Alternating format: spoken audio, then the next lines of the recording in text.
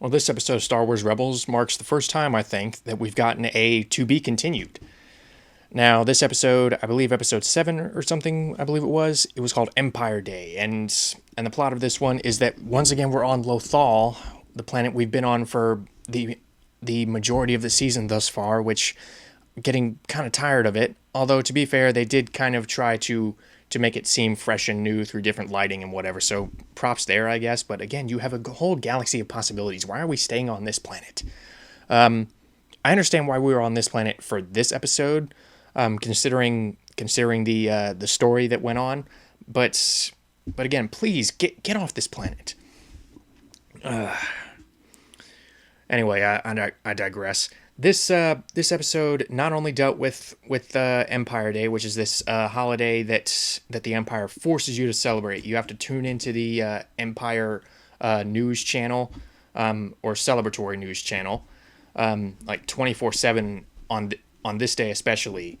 And in addition, it turns out that this day is also Ezra's birthday, and Ezra is having a little trouble with training to be a Jedi because of this, and also because he's memories are being brought back to him of his past, particularly since the Empire is hunting this Rhodian, I believe it is, the species that Greedo was in the original Star Wars.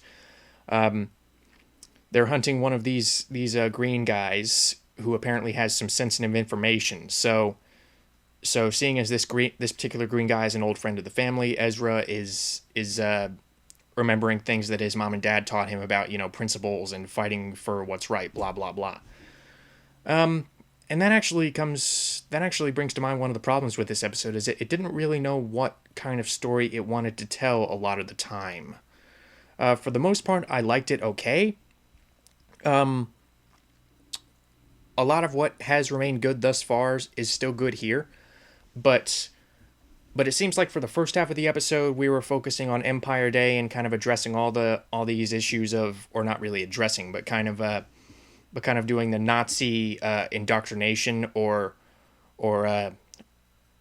where like the Imperials are throwing this parade and they're having this demonstration of this new TIE fighter, and they're going into these bars with these black stormtroopers are going into these bars and saying like, why aren't you tuned in, blah blah blah. So it seems half of the episode was devoted to that and the other half was devoted to Ezra's past. So I think each of these plot lines could have potentially gotten their own episode, and to kind of I don't want to say cram them together, but cram them together into one episode, kind of dividing the time.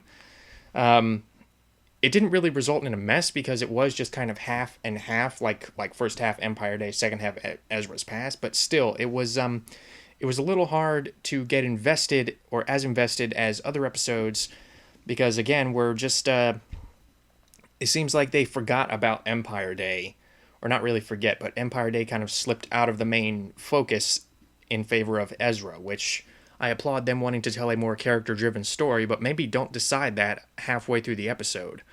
So that was really the biggest issue, and not to make this too brief, although some people might like it brief, I've been told. A lot of what has remained good up to this point is still good. Like I said, the voice acting, I still like I still like the main group of characters.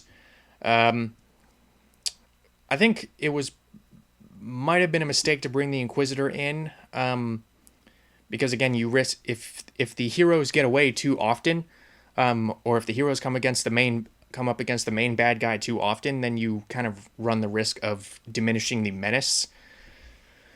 But again, it ended with be continued, or to be continued. So I applaud them for that. And in particular, I like some of the humor in this episode. I like a lot of the humor in the show, actually, how it kind of harkens back to that old Star Wars. And some stormtrooper comes up to Kanan and he's like, "What are you doing? This area is restricted." And Kanan's like, "Oh man, you see the fireworks, man? Oh, Empire, oh yeah." And Ezra comes in like, "Dad, what are you doing?" So I like that. That was pretty funny. How it's once again how it's showing these guys to be noticeably more three-dimensional or more identifiable and 21st century identifiable than someone like the traditional Jedi Master who are very serene and very calm and very at one with the Force. And once again, we got a little bit of Jedi training with Ezra. They seem to be going a little bit at a time. Uh, so yeah, neither of the plots were handled badly. In fact, I like some of the stuff they did with the plots. For example, in the Imperial Parade, they were kind of playing this kind of up tempo version or more upbeat version of the familiar Imperial March from the movies. So I was like, okay, that's a nice touch. That's both a nice callback to something that we all recognize, and also it works well in this type of scenario. I don't really think it was shoehorned in. So yeah, that was a nice little nod.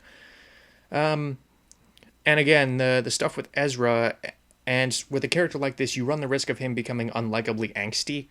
And I don't really think they went there. They almost did a few times with Ezra going like, "I said I'm fine," but they didn't. So again, I like the fact that that both of these seem to be handled relatively well. But in a way, that kind of makes me wonder how these two plot lines, the Empire Day and Ezra's Past, would have functioned if each of them had gotten their standalone episode. Maybe we could have gotten more in depth about each one. But I have to say, to be continued. It did have me. It did have me pumped for the next one. I do think that a lot of the characters got their time to shine in this episode. I think the time was pretty well balanced. I like how they're not really neglecting any member of the crew too much, or at least not like they were. None of the characters are getting particularly shortchanged. Yeah, do I take some issue with them doing yet another episode focusing mainly on Ezra and Kanan? Yeah, but again, it didn't really feel like they pushed the other characters completely to the back burner either. For instance, when Sabine handed Zeb these explosives, she's like, "All right, throw these up in the air," and he throws them up in the air, and they create fireworks. So little moments like that where you kind of get to know these other crew members a little bit, and the show kind of saying, we haven't forgotten about these characters. We're still giving you these characters. Still worked relatively well. So yeah, good episode, not great. And seeing the episode play out and seeing how it kind of seems indecisive about which story it wants to tell for this particular episode, you could kind of see why it's not great. But again, it wasn't bad. And once again, I am looking forward to the next one.